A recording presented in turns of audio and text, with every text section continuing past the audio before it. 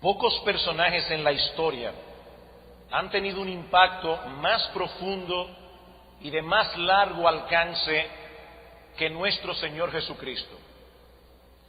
La influencia de su vida, de su obra, de sus enseñanzas, se puede palpar ampliamente a lo largo de estos 20 siglos que han transcurrido después de su paso por este mundo. Pero ¿quién fue Cristo realmente? ¿Debemos pensar en Él solo como un gran maestro espiritual, como un iluminado, en el mismo nivel de Buda, de Mahoma, de Confucio, de Lao Tse? ¿O podemos pensar en Él en términos de una figura revolucionaria, con un pensamiento muy avanzado para su época, y cuya doctrina pudiera ser catalogada, como dicen algunos, como una especie de comunismo incipiente? ¿Fue Jesucristo un profeta mortal, el líder más enigmático e inspirador que ha tenido nunca la humanidad, como dice Dan Brown en el Código Da Vinci, pero después de todo un hombre y nada más? ¿Quién es realmente Jesucristo? Esa es la pregunta que yo quisiera responder en esta mañana, centrando mi atención en una famosa declaración de Cristo mismo que encontramos en el Evangelio de Juan. Juan capítulo 14, versículo 6. ¿Qué dice Cristo acerca de sí mismo? Juan capítulo 14, versículo 6. Jesús le dijo: yo soy el camino y la verdad y la vida. Nadie viene al Padre sino por mí. Antes de considerar el contenido de esta declaración, permítame tomar unos breves minutos para ubicarla en su contexto inmediato. Los discípulos del Señor estaban atravesando en este momento por una situación muy difícil, sumamente difícil. Cristo les ha revelado que no estaría mucho tiempo más con ellos, al menos no físicamente, y eso ha llenado de tristeza sus corazones. Noten en el capítulo 13, en el versículo 33, hijitos, aún estaré con vosotros un poco, me buscaréis, pero como dije a los judíos, así os digo ahora a vosotros, a donde yo voy vosotros no podéis ir. Por más de 3 años, estos hombres habían compartido sus vidas con el Señor Jesús, se habían expuesto a sus enseñanzas, a su dirección, a su cuidado. Pero ahora Cristo les dice que se va y que por el momento ellos no podían seguirle. Y eso causó un impacto terrible en ellos. Noten el versículo 36 del capítulo 13.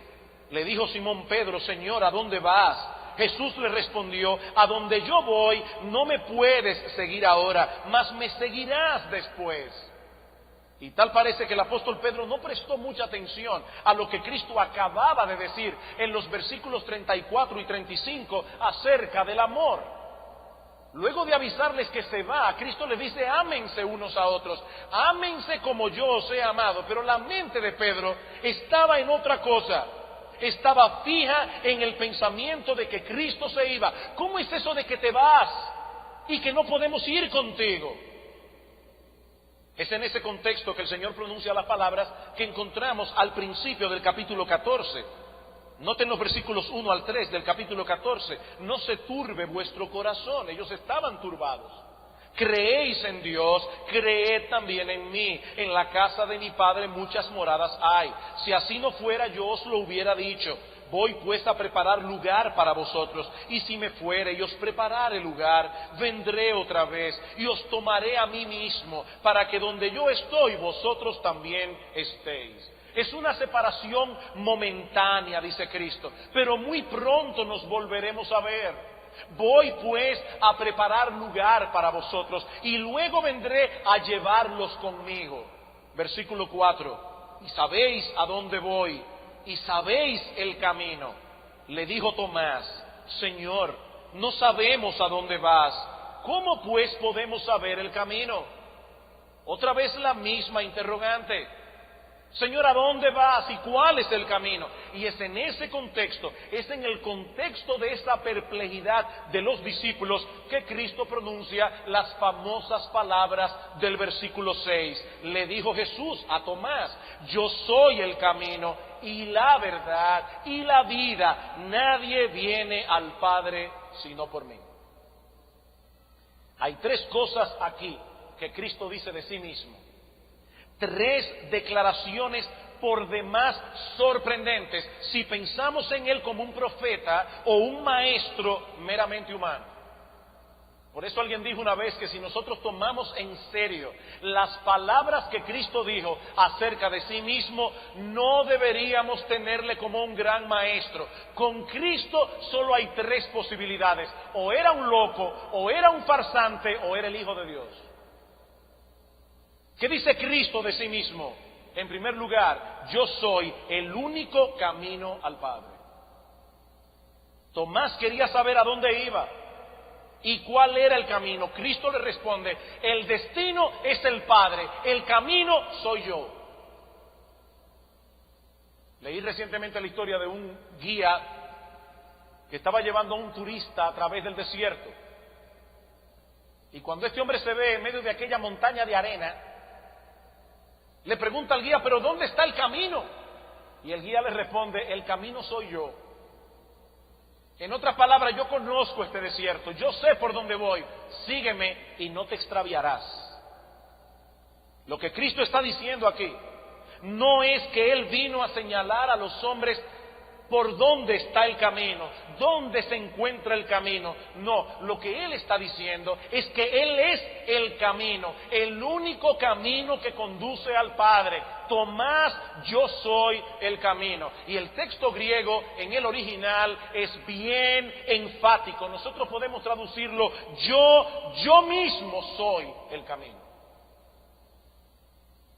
No existe la menor posibilidad de que alguien llegue a ese destino por otra vía. Las palabras de Cristo en este pasaje son todo lo exclusiva que pueden llegar a ser.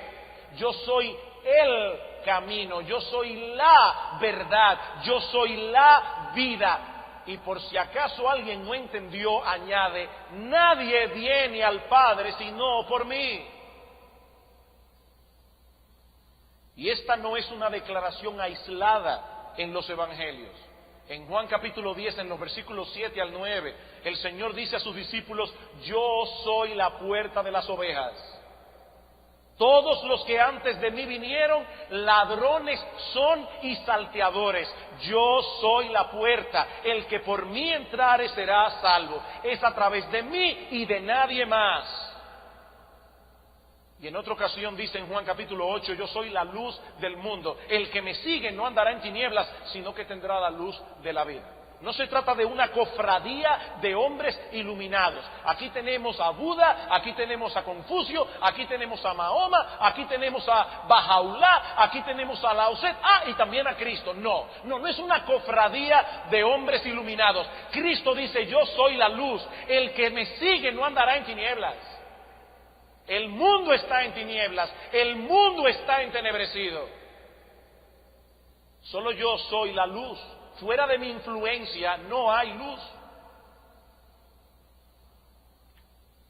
El Evangelio anuncia un solo medio de salvación, un solo camino.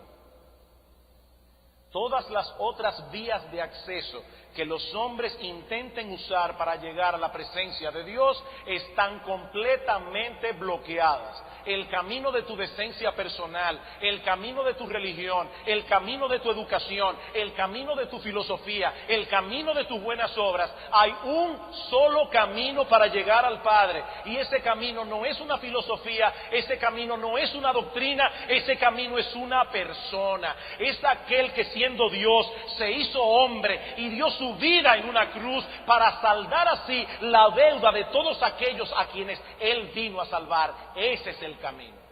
Es una persona. Como hemos dicho muchas otras veces, la exclusividad del cristianismo no radica en el hecho de que las enseñanzas cristianas sean más nobles, sean más lógicas, y de hecho es el único sistema lógico de pensamiento demostrado. Pero esa no es la superioridad del cristianismo. Esta no es la superioridad de la fe cristiana. No es que sus enseñanzas son más nobles, no es que son más lógicas, no es que son más razonables, no es que son más sublimes que la de cualquier otra religión. No, el cristianismo es exclusivo primariamente por la singularidad de Jesucristo, de su fundador. Hay un solo Dios. No uno para Occidente, otro para Oriente, otro para los animistas africanos.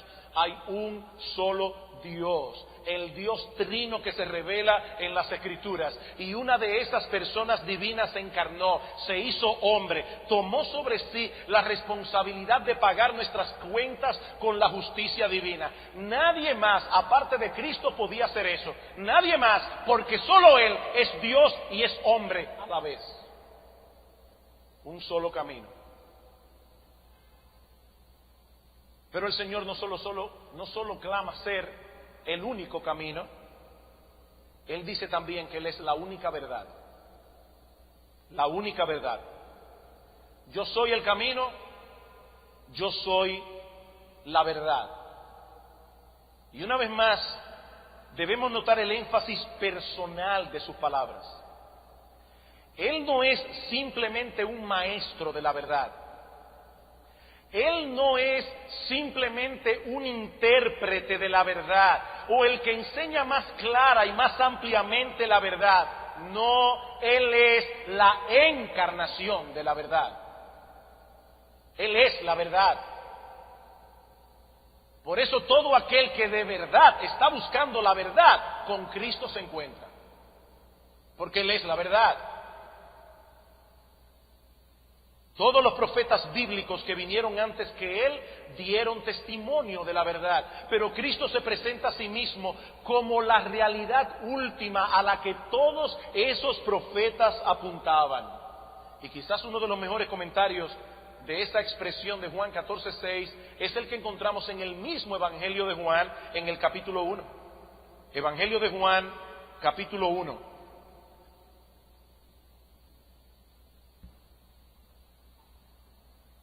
¿Cómo comienza Juan su evangelio? Comienza diciendo: en el principio era el Verbo, y el Verbo era con Dios, y el Verbo era Dios. Y luego en el versículo 14 dice: y aquel Verbo fue hecho carne y habitó entre nosotros, y vimos su gloria, gloria como del unigénito del Padre, lleno de gracia y de verdad. La palabra que Reina Valera traduce como verbo en estos versículos es la palabra logos.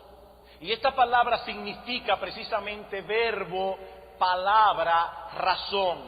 Juan presenta a Cristo en la introducción de su evangelio como el verbo, la razón, la palabra de Dios que se hizo carne. Ahora bien, de los destinatarios originales de este evangelio, algunos eran judíos, otros eran gentiles, es decir, que no pertenecían a la raza hebrea. ¿Cómo entendieron estas personas que recibieron originalmente el Evangelio de Juan? ¿Cómo entendieron ellos esta declaración? Depende. Si se trataba de un judío, seguramente recordaría el primer capítulo del Génesis. ¿Cómo comienza Génesis? En el principio creó Dios los cielos y la tierra.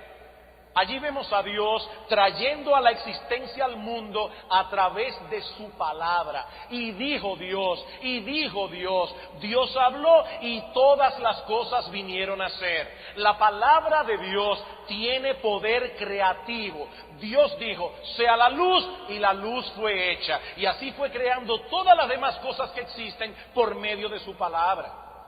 Por eso David dice en el Salmo 33, versículo 6, por la palabra del Señor fueron hechos los cielos y todo el ejército de ellos por el aliento de su boca, por la palabra de Dios. En Hebreos capítulo 4, versículo 12, dice que la palabra de Dios es viva y eficaz. El judío asociaba la palabra de Dios con el poder de Dios. Pero no solo eso. Si el mundo existe por la palabra de Dios, si todo lo que vemos a nuestro alrededor es el producto de su palabra, entonces el mundo, la creación, el universo, no es otra cosa que una revelación de Dios. A los judíos se les enseñaba desde niños que la creación era una especie de libro, un libro que todos los hombres del planeta podían leer. Un libro donde se nos habla a viva voz y muy claramente del poder y de la deidad de Dios, como dice Pablo en Romanos capítulo 1. Por eso es que el salmista dice en el Salmo 19, los cielos cuentan la gloria de Dios, el firmamento anuncia la obra de sus manos. Un día emite palabra a otro día, una noche a otra noche declara sabiduría. No hay lenguaje ni palabras, dice el salmista, sin embargo, por toda la tierra salió su voz. Por toda la tierra salió su voz. No hay un punto en todo este planeta donde Dios no haya dejado un testimonio claro de su existencia, un testimonio claro de su poder, un testimonio claro de su sabiduría. Cuando un judío versado en las Escrituras del Antiguo Testamento leía en esta introducción, en el principio era el verbo, en el principio era la palabra, y la palabra era con Dios, y la palabra era Dios, es muy probable que este judío entendiera de inmediato que aquella palabra por medio de la cual Dios creó al mundo es una persona, y no una persona cualquiera. Ese verbo que en el principio estaba con Dios, ese verbo era Dios, dice Juan. Mucho antes del concilio de Nicea. Ese verbo es Dios. Eso entendía un judío. Y si el Evangelio de Juan lo leía un griego o un gentil en sentido general, ¿cómo entendía estas palabras? Para responder esta pregunta, y decíamos eso en un sermón hace unos años, tenemos que trasladarnos al siglo VI antes de Cristo. Y más particularmente a la ciudad de Éfeso, donde vivía un filósofo que fue muy determinante en la filosofía griega presocrática, un filósofo llamado Heráclito, y cuya enseñanza produjo un impacto muy profundo en el pensamiento de los filósofos que vinieron después de él. Heráclito fue aquel que dijo que nadie se baña en el mismo río dos veces, porque sus aguas fluyen constantemente. El mundo en el que vivimos, dice Heráclito, se encuentra en un constante movimiento, en un constante venir a ser, en un cambiar y en un fluir constante. Pero si esto es así, se pregunta Heráclito, ¿cómo podemos explicar que todo lo que existe parece tener un orden? El mundo está cambiando constantemente, en constante movimiento. Sin embargo, el mundo no es un caos, el mundo es un cosmos, es un sistema ordenado, parece un mecanismo de reloj sumamente complejo. ¿Cómo es eso?, pregunta Heráclito. Y él llega a la conclusión de que tiene que existir una mente racional, una inteligencia divina que controle todos esos cambios. Y yo me imagino que ya ustedes, la mayoría, se imaginará cómo le llamó Heráclito a esa razón divina, cómo le llamó Heráclito a esa inteligencia divina que pone orden en medio del cosmos. Él le llamó Logos, precisamente. Ese Logos controla todos los cambios físicos que ocurren en el universo, pero controla también los acontecimientos de la historia, dice Heráclito. Es la mente de Dios como Él la concebía, el Dios que Él concebía, pero era la mente de Dios manteniendo el orden de las cosas. ese pensamiento de Heráclito había calado, como dije hace un momento, profundamente en la filosofía griega. El logos ocupaba un lugar importante en el pensamiento de los griegos. Y ahora Juan está diciendo en su evangelio que ese logos realmente existe, que ese logos es una persona divina que vino al mundo y se hizo carne y nos reveló todo lo que necesitábamos saber acerca de Dios. En el principio era el logos, y el logos era con Dios, y el logos era Dios. Pero ese logos, dice él en el versículo 14, se hizo carne y habitó entre nosotros, y vimos su gloria, gloria como del unigénito del Padre, lleno de gracia y de verdad. Versículo 17, pues la ley por medio de Moisés fue dada, pero la gracia y la verdad vinieron por medio de Jesucristo. A Dios nadie le vio jamás. El unigénito Hijo que está en el seno del Padre, Él le ha dado a conocer.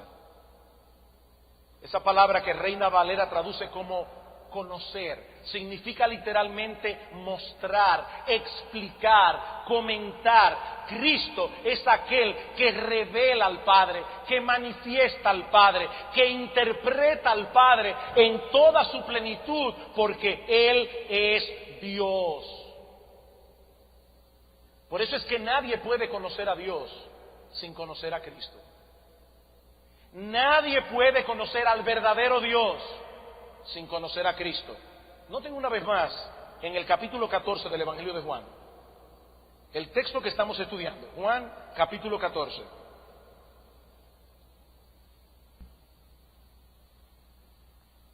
Versículo 7. Dice el Señor: si me conocieseis, también a mi Padre conoceríais, y desde ahora le conocéis y le habéis visto. Felipe le dijo: Señor, muéstranos al Padre y nos basta. Jesús le dijo: tanto tiempo hace que estoy con vosotros y no me has conocido, Felipe. El que me ha visto a mí, ha visto al Padre.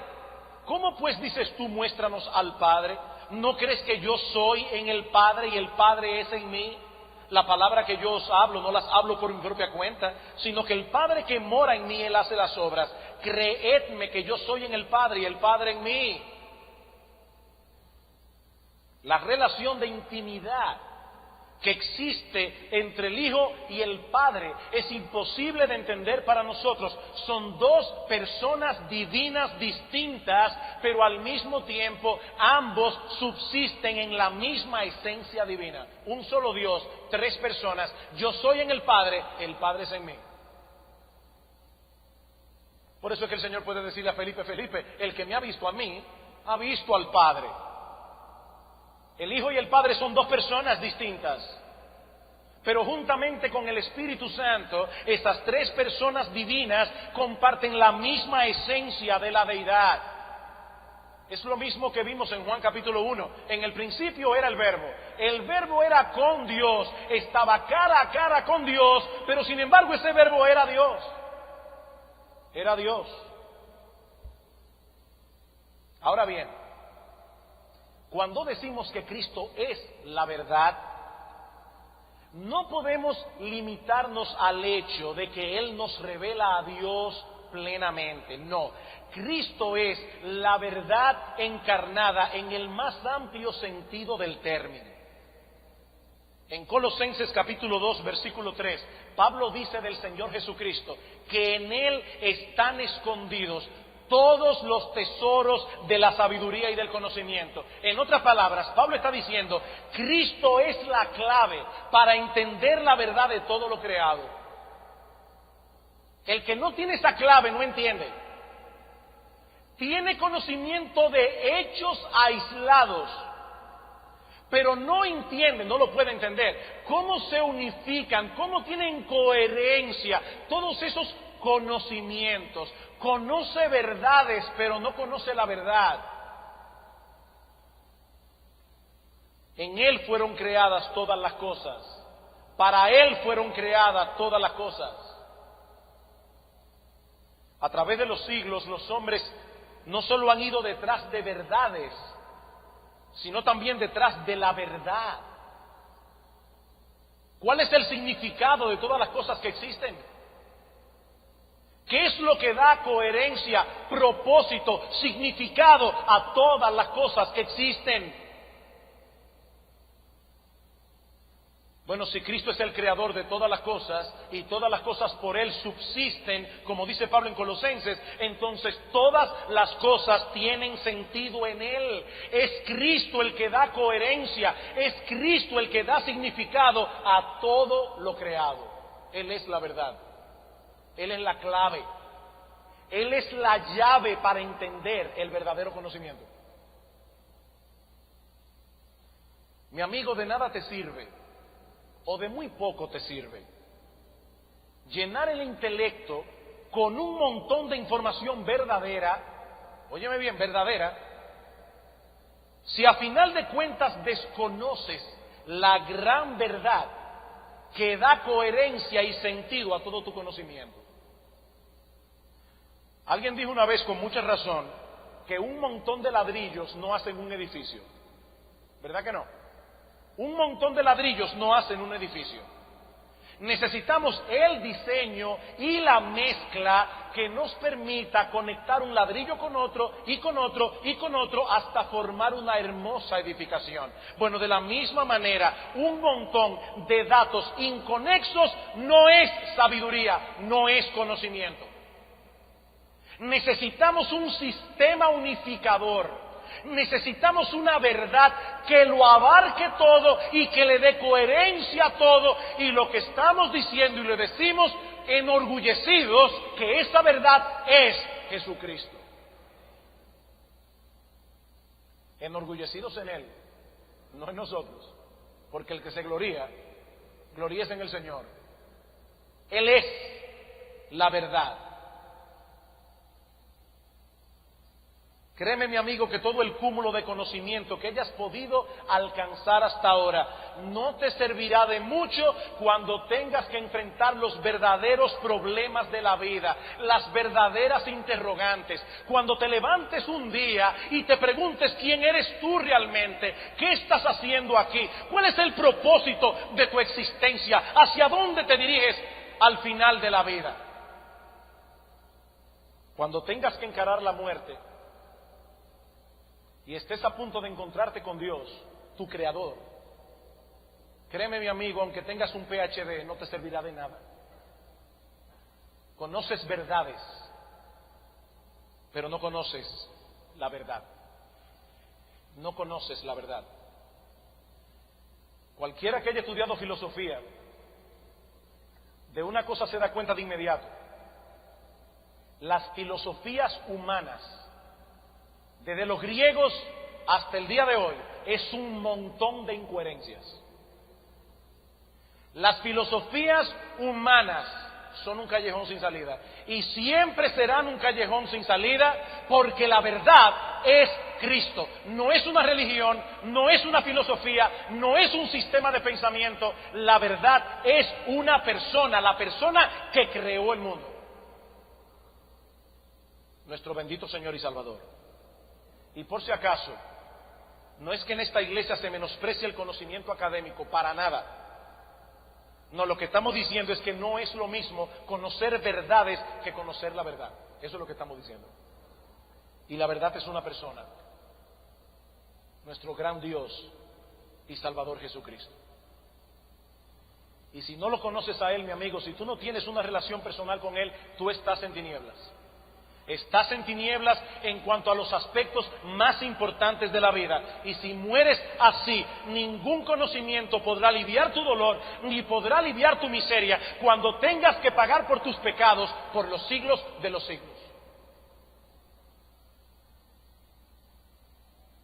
Pero Cristo no se presenta únicamente como el camino y la verdad. Él dice finalmente que Él es la vida. La vida. Yo soy el camino, yo soy la verdad, yo soy la vida. Nadie viene al Padre sino por mí. Y una vez más tenemos que remitirnos a Juan capítulo 1. Juan capítulo 1, versículos 1 al 4, dice: en el principio era el verbo era con Dios, el verbo era Dios, este era en el principio con Dios, todas las cosas por Él fueron hechas, y sin Él nada de lo que ha sido hecho fue hecho. En Él estaba la vida, y la vida era la luz de los hombres. El Señor Jesucristo no es únicamente la fuente de toda vida. Él es en sí mismo la vida. Y ese concepto se expresa varias veces en el Evangelio de Juan. Noten, por ejemplo, en el capítulo 5, en Juan capítulo 5, versículo 26. Porque como el Padre tiene vida en sí mismo, así también ha dado al Hijo el tener vida en sí mismo. Ningún ser humano posee vida en sí mismo. Porque nuestra vida depende de muchos factores que son externos a nosotros. Nuestra vida depende de la comida que comemos. Nuestra vida depende de la protección de nuestro cuerpo. Nuestra vida dependerá de medicinas en ocasiones. Así como ninguno de nosotros decidió nacer, ninguno de nosotros puede decidir no morirse. Como dice en Eclesiastés, no hay armas que valgan en esa guerra. ¿Contra la muerte? No, ninguna. Ninguna. Te vas a morir el día que te vas a morir. Y como alguien dijo una vez muy sabiamente, procura que cuando te toque morir no tengas ninguna otra cosa que hacer que no sea morirte. Porque ese no es el momento de comenzar a arreglar la ropa y la maleta. Nadie sabe, ninguna de las personas que estamos aquí en este lugar, ninguno de nosotros sabemos cuál es el día, ni cuál es la hora de esa cita que tenemos con la muerte. Sin embargo, Cristo dice, en mi caso no, yo tengo vida en mí mismo. En otras palabras, mi vida depende de mí. En Él estaba la vida, dice Juan. Más adelante en Juan capítulo 10, dice en el versículo 17, por eso me ama el Padre, porque yo pongo mi vida para volverla a tomar. Nadie me la quita, sino que yo de mí mismo la pongo. Tengo poder para ponerla y tengo poder para volverla a tomar. Una de las cosas que nosotros vemos en la escena de la crucifixión es que en todo momento Cristo tenía el control. Inclusive antes de morir, dice que Cristo alzó la voz y dijo a gran voz: Padre, en tus manos encomiendo mi espíritu, y murió. Y uno se pregunta, ¿y por qué los autores de los evangelios quisieron resaltar que lo dijo a gran voz? Bueno, entre otras razones, para que todos los que estaban allí y nosotros que leemos ese relato en la Biblia sepamos que cuando Cristo murió, no murió por debilidad. Él tenía toda su fuerza corporal consigo. De hecho, cuando murió y fueron a doblarle las piernas, que era un procedimiento que se usaba para acortar el sufrimiento de los crucificados, los soldados romanos se sorprendieron porque ya Cristo había muerto. Nadie me la quita. Nadie me la quita. Yo de mí mismo la pongo. Tengo poder para ponerla, tengo poder para volverla a tomar.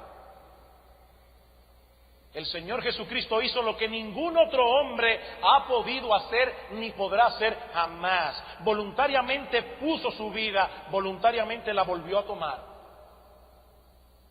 Todos los otros seres vivientes están vivos, pero Él es la vida. Todos están vivos, pero Él es la vida. Y precisamente por eso Él es la fuente de toda vida. Mi amigo, déjame decirte algo con toda claridad. Ningún ser humano está realmente vivo disfrutando de lo que la palabra de Dios describe como vida, a menos que tenga una relación vital con Jesucristo.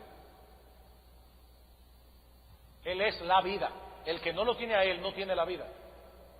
Como dice Juan en su primera carta, el que tiene al Hijo tiene la vida. El que no tiene al Hijo no tiene la vida. Mi amigo, la Biblia dice que todos los hombres nacen espiritualmente muertos. Muertos. Así como un muerto físico no puede responder a ningún estímulo físico, así tampoco responden los hombres a las cosas de Dios. Por eso es que Pablo dice en Efesios capítulo 2, y vosotros estabais muertos en vuestros delitos y pecados cuando Él los rescató. Muertos en sus delitos y pecados, teniendo el entendimiento entenebrecido, dice en el capítulo 4, ajenos de la vida de Dios por la ignorancia que en ellos hay. Físicamente vivos, espiritualmente muertos. Y permanecerán muertos hasta que Cristo les dé vida. Jesucristo dijo en Juan capítulo 11, versículo 25, yo soy la resurrección y la vida. El que cree en mí, aunque esté muerto, vivirá. Pastor, pero yo no lo entiendo. Si los pecadores están muertos y no pueden responder a ningún estímulo espiritual, ¿para qué usted predica la palabra? Porque Dios ha decidido soberanamente usar la palabra para dar vida por medio de ella. Porque esta palabra no es una palabra muerta, es una palabra viva. Y Dios traerá vida al corazón del pecador que está muerto a través de la predicación de la palabra. ¿Qué dice Cristo en Juan capítulo 5, versículo 24? De cierto os digo, el que oye mi palabra y cree al que me envió tiene vida eterna, no vendrá a condenación, ha pasado de muerte a vida. El que oye mi palabra y cree al que me envió. En Juan capítulo 6, versículo 47 dice el Señor, de cierto os digo, el que cree en mí tiene vida eterna. Yo soy el pan de vida. Y en Juan capítulo 10, versículo 10, yo he venido para que tengan vida y para que la tengan en abundancia. Esas palabras no fueron el resultado de un ataque repentino de megalomanía. Es que solo Cristo es la verdad encarnada y Él lo sabía. Solo en Él reside la vida, y Él lo sabía. Mahoma no pudo decir eso, ni Bahá'u'lláh, ni Siddhartha Gautama, ni Lao Tse, ni ningún otro líder religioso del mundo. Sí, yo sé que parece más decente y más razonables que seamos pluralistas y digamos que total, todos los caminos llegan a Roma. El problema, mi amigo, es que cuando yo me muera, yo no quiero llegar a Roma, yo quiero llegar al Padre. Y hay un solo camino que llega hasta allá: Jesucristo. Cuando se trata del destino eterno del alma, no podemos ser pluralistas, eso es fatal, eso es un engaño. Dice en Proverbios capítulo 14, versículo 12, hay camino que al hombre le parece derecho, pero su fin es camino de muerte. Mi amigo, con amor te advierto esto: no es la sinceridad de fe la que salva. No es la sinceridad de la fe la que salva, es Cristo el que salva por medio de la fe en Él. Si pones tu confianza en cualquier otra cosa, en cualquier otra religión, en cualquier otra filosofía, en cualquier otra persona, serás defraudado, terminarás en condenación, porque Cristo no es un camino entre otros, Él es el camino, Él es la verdad, Él es la vida. Nadie irá al Padre si no es a través de Él. Sí, yo sé que ese no es un mensaje popular en estos días. El hombre moderno se jacta de ser abierto, dispuesto a aceptar que todo el mundo tenga su propia verdad, que todo el mundo tenga su propia opinión, que todo el mundo construya su propio sistema de valores. Si funciona para ti, amén, qué bueno. Nosotros estamos viviendo en una época donde lo único que el hombre moderno no parece tolerar es la intolerancia. Ya nada es pecado, excepto ser intolerante. Ese es el único pecado que todavía está vigente en el día de hoy. Y cualquiera que defienda su posición con convicción y con firmeza y la presente como una verdad absoluta, se arriesga a ser considerado como un estrecho de mente y como un recalcitrante. Pero ¿saben qué? Si la verdad no es absoluta, ya no es verdad. Hoy es domingo 7 de mayo. y estamos aquí sentados en el edificio de Iglesia Bíblica del Señor Jesucristo. Si alguna persona pretende que hoy es 10 de junio y que estamos en la playa, está equivocado, porque la verdad, lo único que corresponde con la realidad es que hoy es 7 de mayo, que son las 11 menos cuarto, las 12 menos cuarto de la mañana, y que estamos en un edificio en la Luisa Mía Mateo número 105 en Arroyo Hondo. Esa es la verdad. Y la verdad es que Dios creó todas las cosas que existen. La verdad es que Cristo vino al mundo a pagar nuestras deudas delante de Dios. La verdad es que solo Jesucristo es el Dios encarnado. La verdad es que solo por medio de la fe en Él el hombre es salvo. La verdad es que solo conociendo a Jesucristo nosotros podemos entender el propósito y significado de todo lo que existe. Esa es la verdad. No existe otra verdad. Y aclaro que yo no creo que haya nada de malo en ser tolerante.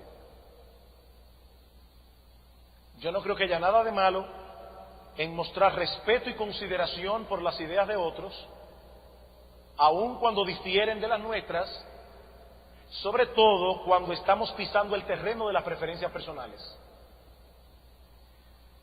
Pero el error y el engaño debe ser combatido con firmeza, sobre todo cuando ponen en peligro la vida de una persona, o lo que es aún peor, el destino eterno de su alma. Una vez más, mi amigo, te advierto, no es la sinceridad de una creencia lo que cuenta. Si un hombre toma veneno por error, creyendo sinceramente que era jugo de naranja, su sinceridad no eliminará los efectos nocivos del veneno. No es la sinceridad. Pues de la misma manera la Biblia no enseña que Dios aceptará en su presencia a todos los que practicaron su religión con sinceridad, sin importar si era cristiano, judío, musulmán o budista. No, la Biblia no enseña eso. Dios ha revelado en su palabra, en una forma clara y contundente, cuál es el camino de la salvación y cómo debemos transitar por él. Pedro dice en Hechos capítulo 4 versículo 12 que en ningún otro hay salvación, porque no hay otro nombre bajo el cielo dado a los hombres en el cual podamos ser salvos. Y el apóstol Pablo dice en 1 Timoteo capítulo 2 versículo 5 que hay un solo Dios y hay un solo mediador entre Dios y los hombres, Jesucristo hombre. Si realmente tienes interés en el destino eterno de tu alma, debes transitar por ese camino y a la manera de Dios. Porque creer en Cristo es mucho más que tener conocimiento acerca de su persona. Creer en Cristo es mucho más que estar involucrado en ciertas actividades religiosas. Creer en Cristo es creer en Cristo. Es dejar de confiar en ti mismo en todo sentido y confiar enteramente en Él, enteramente. El que realmente cree en Cristo descansa únicamente en su persona, únicamente en su obra redentora para el perdón de sus pecados. Es alguien que sabe que es pecador, es alguien que sabe que en incontables ocasiones ha violado la ley de Dios. Y eso lo sabemos todos, porque Dios puso un dispositivo en nosotros que se llama conciencia. Y tú sabes que tú has pecado, tú lo sabes. Yo no tengo que convencerte de eso. Debes saber que de ninguna manera puedes salvarte por ti mismo. Una persona que no perciba la magnitud de su pecado delante de Dios no puede ser cristiana. Porque todo el mundo sabe que es pecador. El problema es que no todo el mundo sabe la magnitud de su pecado. Todo el mundo sabe que es pecador. Y una persona que no ha entendido la magnitud de su pecado no puede ser cristiana, porque Cristo no vino a llamar a justos, sino a pecadores al arrepentimiento. Mi amigo, no cometas el mismo error que cometieron los fariseos en el tiempo del Señor. Ellos evaluaban a sí mismos únicamente a la luz de los aspectos externos de la ley. Y por eso eran incapaces de ver cuán grande era su pecaminosidad delante de Dios. Yo nunca he adulterado, yo nunca he matado. Y Cristo dice, cualquiera que mira a una mujer para codiciarla, que no sea la suya, ya adulteró con ella en su corazón. Cualquiera que se enoja contra su hermano, cualquiera que usa palabras denigrantes e hirientes para referirse a un ser humano, ya es culpable de homicidio. Todos hemos pecado, todos nos hemos quedado cortos de alcanzar el estándar de Dios. Pero ¿sabes qué, mi amigo? Hubo uno solo, que lo cumplió a la perfección. Nuestro bendito Señor y Salvador Jesucristo, que luego fue a la cruz para dar su vida por todos aquellos que eran culpables. Y ahora ese Cristo ofrece perdón y vida eterna para todos los que creen en Él. El que cree en Cristo descansa solo en Él para salvación. Pero el que cree en Cristo descansa también solo en su sabiduría revelada en su palabra como única fuente segura de guía y dirección.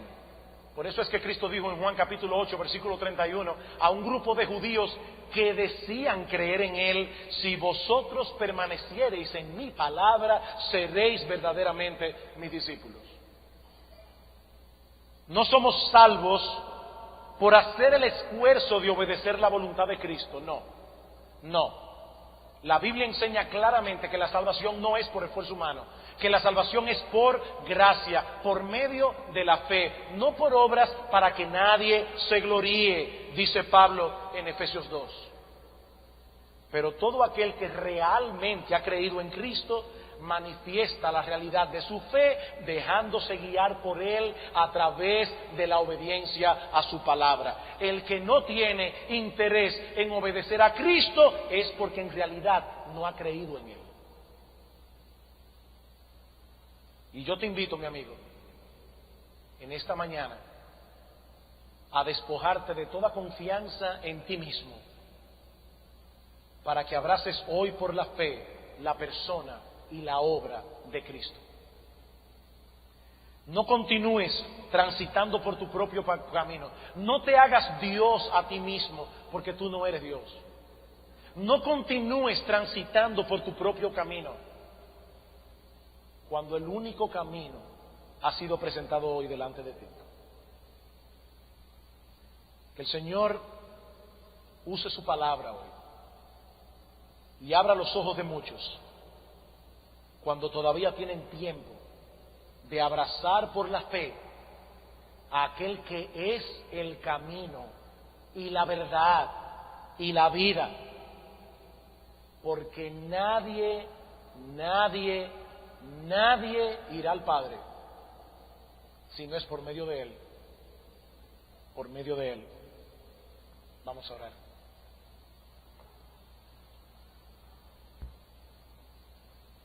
Padre bueno, una vez más queremos darte gracias por habernos dado hoy el privilegio de compartir el glorioso mensaje del Evangelio de Cristo.